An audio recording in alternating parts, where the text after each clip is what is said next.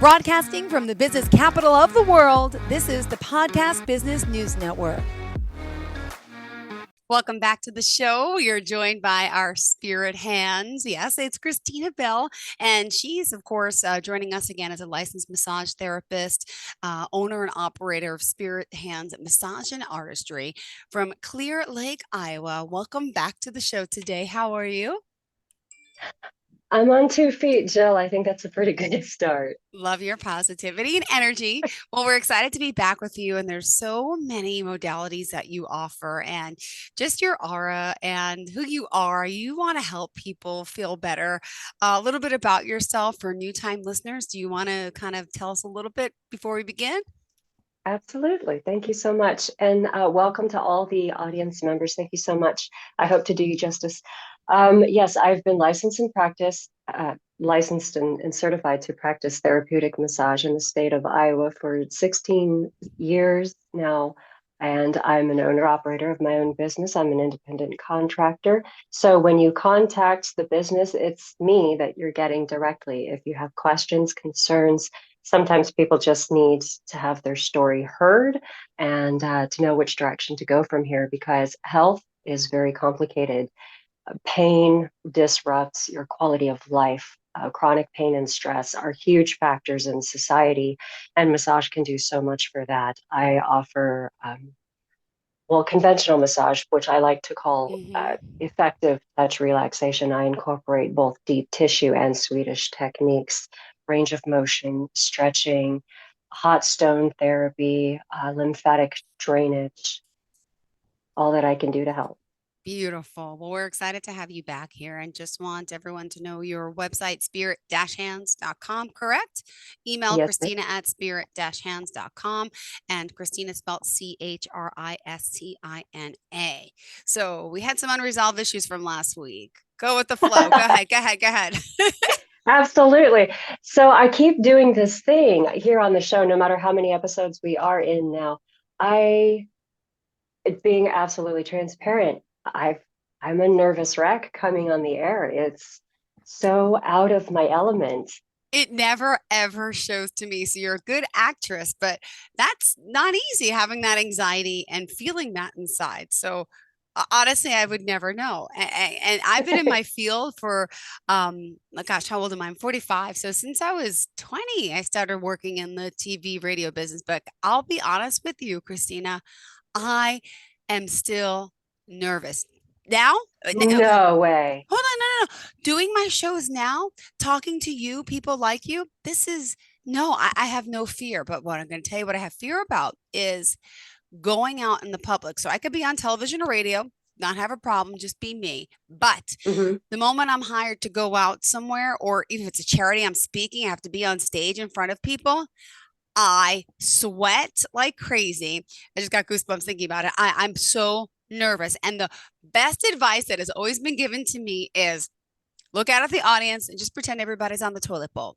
Everybody goes to the bathroom No. like you, but that down to earth, like whatever, because you're like the subject of people looking at you and it's uncomfortable. Even me, who's comfortable being in this modality, and it comes easy as a job, to be honest with you. Just it's just an innate thing with me. But once I go on stage and have to talk to a lot of people or in a room, people Uh-huh. don't think I'm nervous. Oh, good job. You did great. But meanwhile, the anxiety before I leave the house to get ready, the Uh-huh. stress that I have it still to this day. I just want to let you know that. No. Yes, 100%. That's 100%. not. Even if I'm just Well, but even if I'm just going out with a group of people um to dinner or something, I get this like anxiety where I don't want to go. I don't want to talk to people. I'm nervous. I swear I have that too. So even don't. amongst your friends. Mm-hmm. Yeah, that's why I don't go Oh, out often. I'm more of a homebody, but I do have that. It's weird. that's fantastic. Yeah, you just said that you're 25 years having all eyes and ears on you. So in the studio, is it that it's more of a contained environment that you feel somehow more secure, but Yes. out in public, there's a sense of vulnerability, impromptu, you might be put on the spot. Is that? Yes, I think that's definitely part of it. Yeah, for sure. When Huh. you're comfortable with your surroundings and the people around you, but once there's new people brought in, but even like going Yeah. to dinner with friends, and if they bring their friends, it's like I'm nervous. I do. I have my nephew suffers with severe anxiety. My father, my mother did. I even take Lexapro, escitalopram, right, 20 milligrams a day, because I do have anxiety. And Uh, I've been off it, been on it, but I find myself better on it. So, yeah, it's right. Sometimes I would never ever guess you to be anxious or have anxiety. You've always done so well. See, but well, I guess just like me, you didn't think I would either. no, not at all. Little indicators that people are nervous, breathlessness, rapid speech.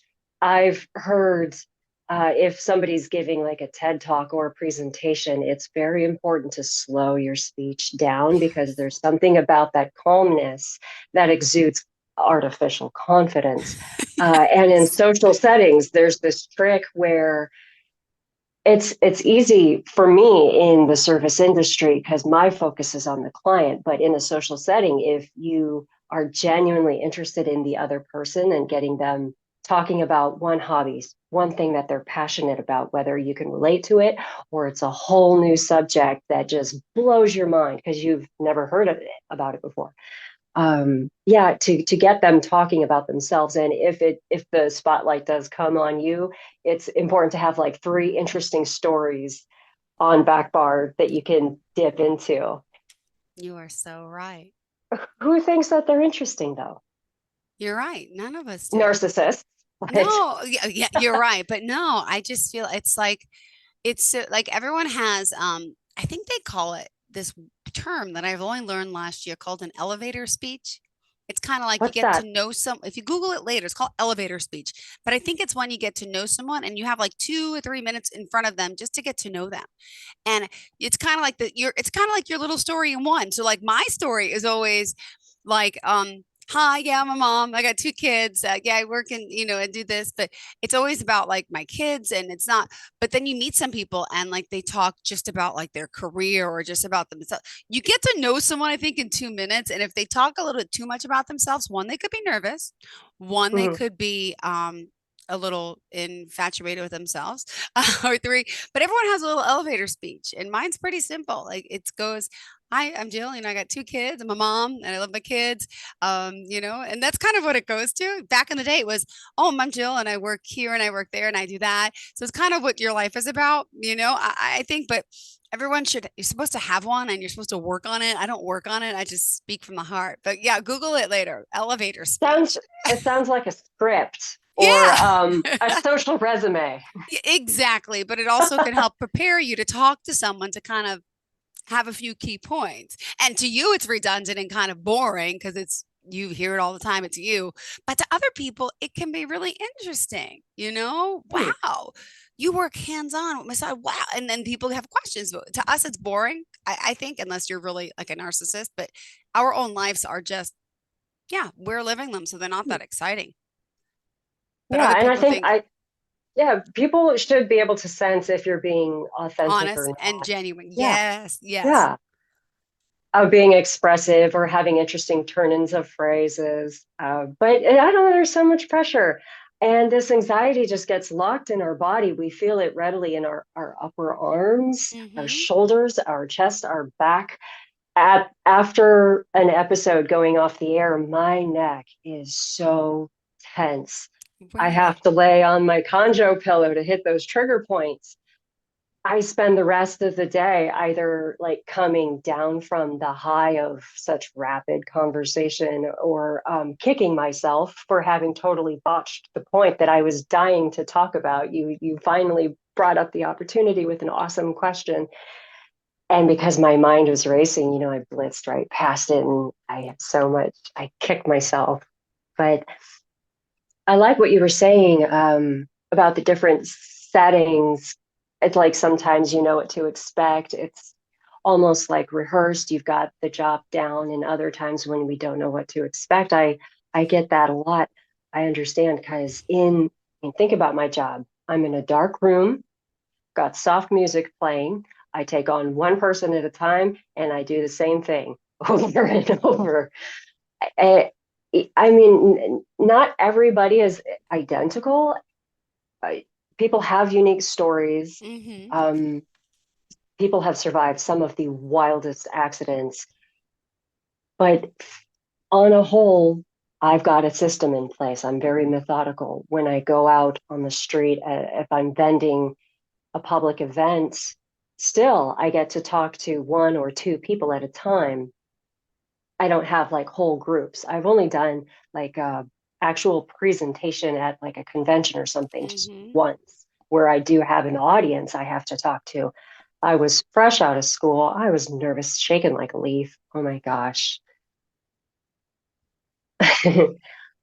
But yeah, it gets tied up in the muscles. When it comes to the job and well, okay, so I have a question though, because you've always been in the entertainment industry. It's fair to say that, right? Yeah. You've had different job titles, you've taken on different roles and incarnations of your job, but you've always been highly visible and audible. Um, so yeah, you experienced the jitters. Would you say that you came into this field with any natural talent? Did you come with raw skill? Yes, let me explain that to you. I'll tell you because my mom, unfortunately, she's passed, but I know what she used to tell me. Just as a child, I was like my little guy. I have a 6 year old, and he's similar to me, very outgoing, very personable. Wakes up, says hello, he's happy. I'm genuinely a happy person. Not everybody in my field is, but like I just like people. I like meeting people, discovering things. So my mom always said I had a gift when I was little, and it was just to talk to people. You were just so nice, and so I'm gonna cry now thinking about my mom. But she's like, you had this little gift, and you were always just so kind to people, and so I've always liked people genuinely, and I do I like socializing, and then but growing up, I'm going to cry. I thought I had to be something bigger, better. No one in my family went to college and I was smart. So I'm like, I'm going to be a doctor. So I started medical school and I started that. But my parents couldn't afford college, so I had to pay the bills. So I got a job part time at a radio station working in promotions, which led to slowly but surely being on air at a radio station. So left that college, switched majors, and did my thing in communications. And my parents were like, "Oh, radio? Yeah, that's not good." But then I'm like, "Oh, I can get free concert tickets and stuff. Oh, that's cool." You know, so the dream of the doctor went away, and then working in radio and television became cool to my parents. And you also, some unfortunately, but we do kind of want to please our parents. It's part of and then it became Depends on who cool. your parents are. True, true. You're right. So, you're right. So I think they were more proud that they got to see me on TV and all that fun stuff, and that was exciting to them more than me being a doctor. But now looking back, I wish I went down the other career path because there's more longevity in the field of medicine than in the broadcasting field, especially with women in my field that start aging. It's like you age out, the new and the young come, and you want to look at someone who's younger, prettier. Yeah, it's just unfortunately it's ageism in the television world. But yeah. So, okay, so yeah, I would agree. You're a very buoyant personality. You're very vivacious and gregarious, but I I would like to push back on the aging out because if you it might defy your personality a bit. I'm thinking about doing like very serious, like 60 minutes or whatever. I don't watch TV. I don't have TV. Uh, I think with age, if you become more serious and take on like higher profile, but you got to have all that background, I guess, to get a shoe in the door, don't you? Yeah, I A mean the higher truth. caliber clientele.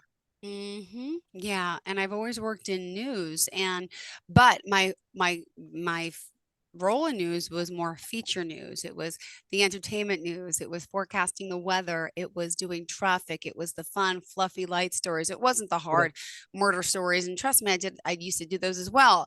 But I'm more of a bubbly, outgoing person where I like the yeah. more conversational, talking to someone on the street about something that just happened, like just the fun stuff, not the serious stuff.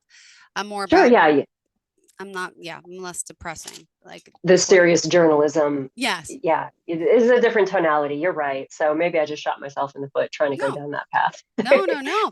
But it's funny. I have like I love one thing I do love. You mentioned you don't watch TV, but I love like Dateline in 2020, which is like the serious journalistic, about unfortunately about murders and children disappearing and all these like that gets me. But watching the news every day, I don't watch and I can't stand Mm. to hear it. But those investigative report stories are just like, wow, like how could this woman kill her two children and her husband? I'm like, whoa, like but yeah, I mean, I'm fascinated by people's behaviors, which is sad, but I'm Yeah. also compassionate. But I do love that hard side of news. But I don't blame you. When did you Hmm. ever listen to the news? It's so depressing. Why do you not believe in television or news or like, tell me, explain. Well, okay, so I am more politically, culturally aware than my husband is. I'm trying not to be staunchly opinionated, but my husband, on the flip side, is like totally oblivious. He doesn't, his exposure to the news is what comes across internet memes. And a lot of times I'm shedding light on him, these memes that he previously didn't understand. Yeah, I agree. The way that news is broadcast, and that's buzzword, it's very divisive. It's very loaded with emotive words.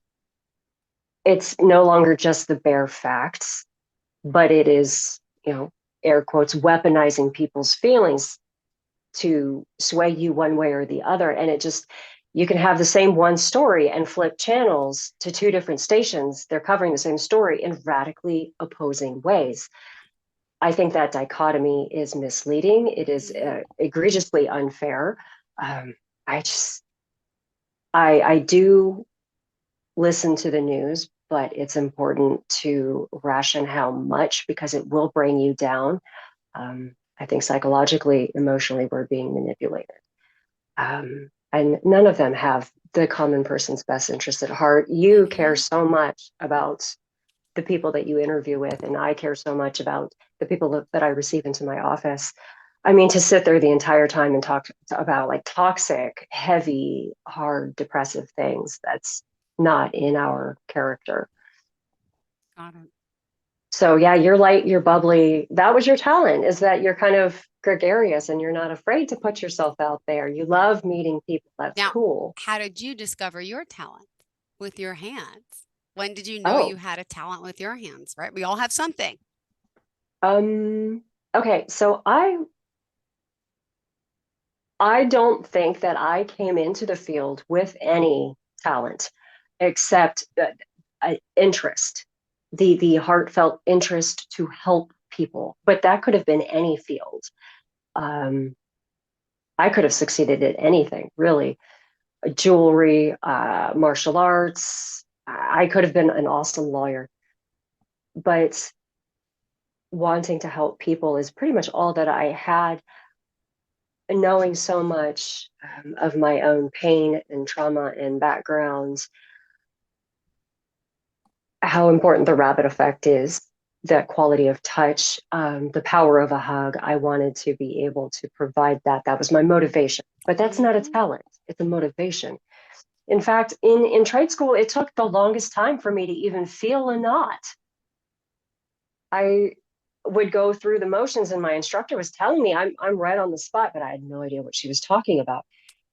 What kind of massage therapist is Hmm. that?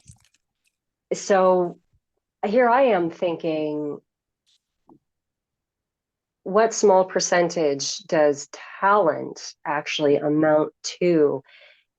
I think when it comes to a career or even a remotely successful career, it's you the baseline has to be a genuine interest, dedication. It takes an ambition, the drive, and you have to be hungry for a healthy kind of challenge. Hmm.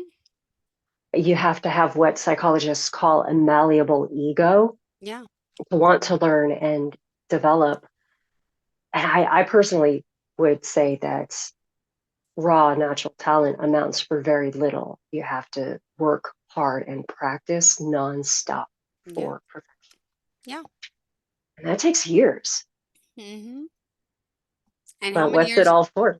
how Hmm? many years you've been doing this for? 16. Okay. And then do you mind sharing personal life? So you're married?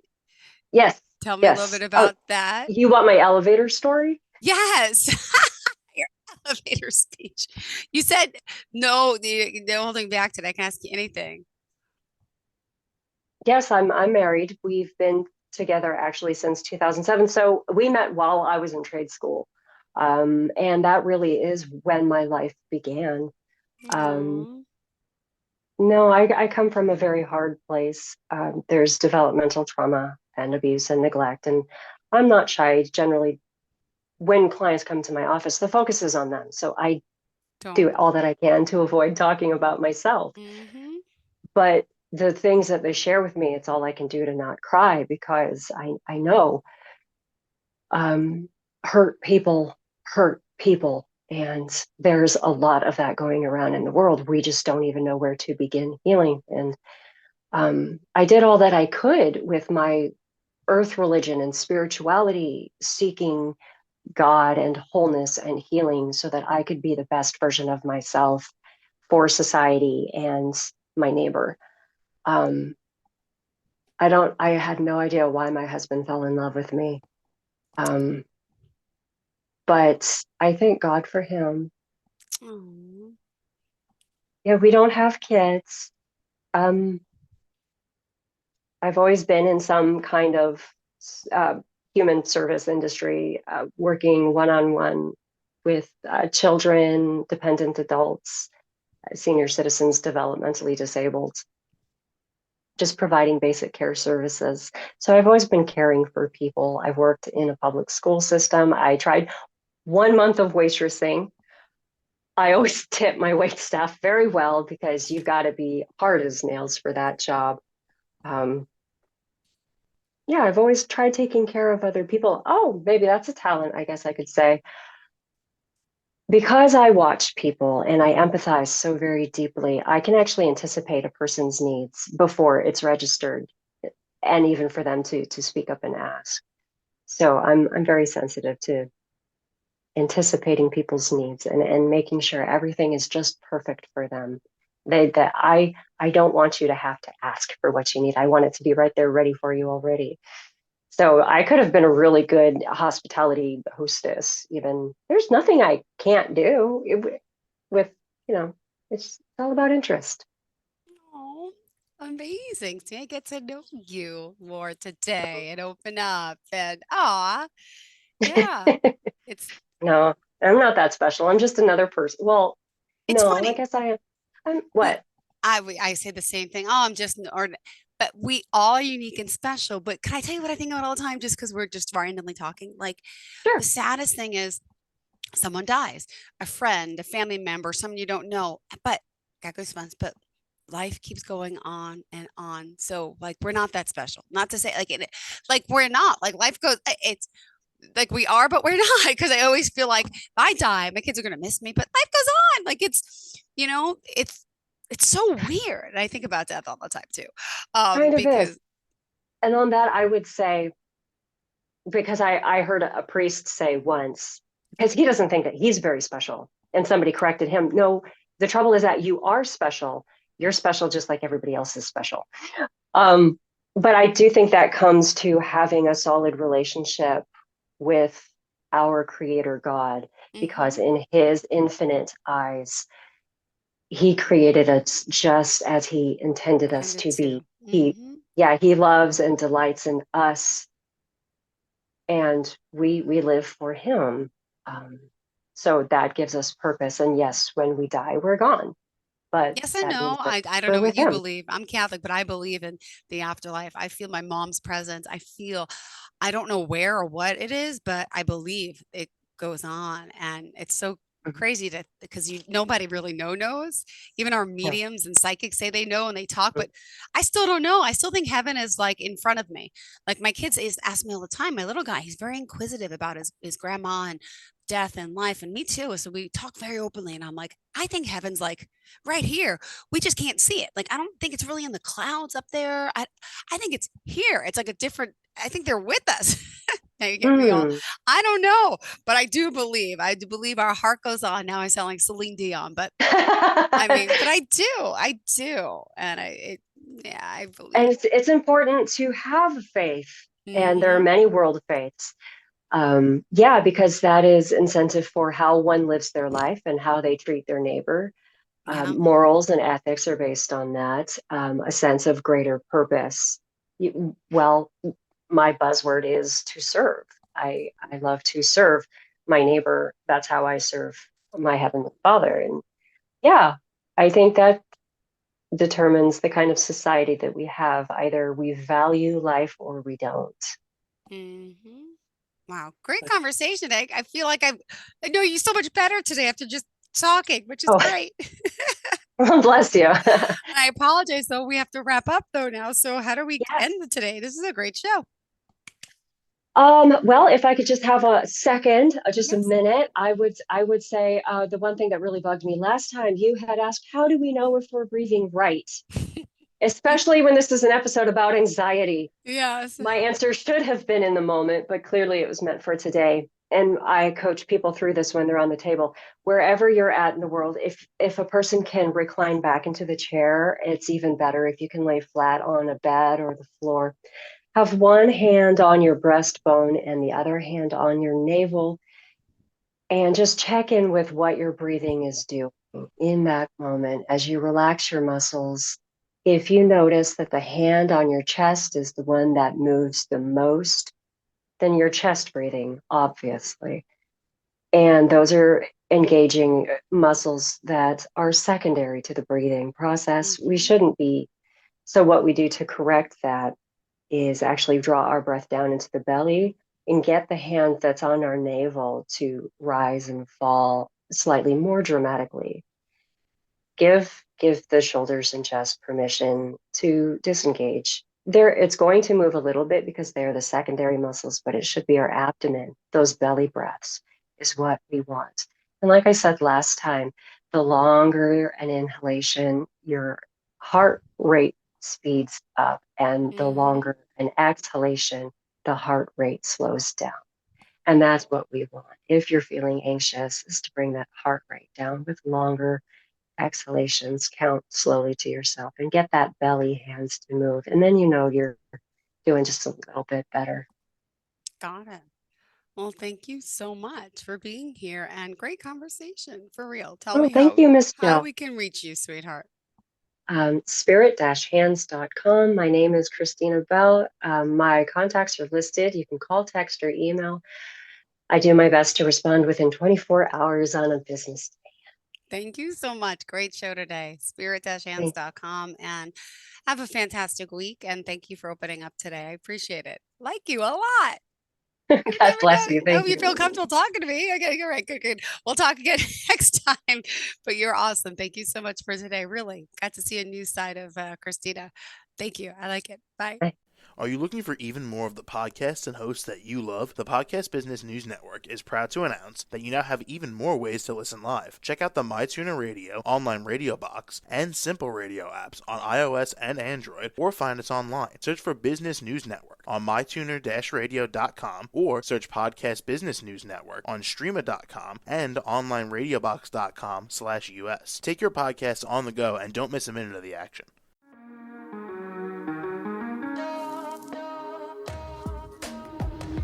Broadcasting from the business capital of the world, this is the Podcast Business News Network.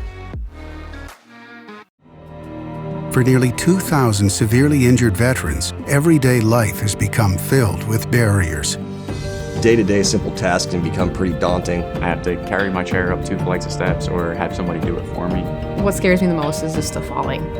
When I'm struggling with my house, I think, to have that one great barrier just knocked down, it's crucial. Home for Our Troops is a wonderful nonprofit that builds a Mortgage-free, fully adaptive, handicap-accessible house. And there's no catch. It'll be our very first home that we've ever owned. This is a game changer. This is where your life begins again. We need you to join us in completing this important mission. Please visit hfotusa.org and help build homes and rebuild lives. Because of you, everything's just going to be okay.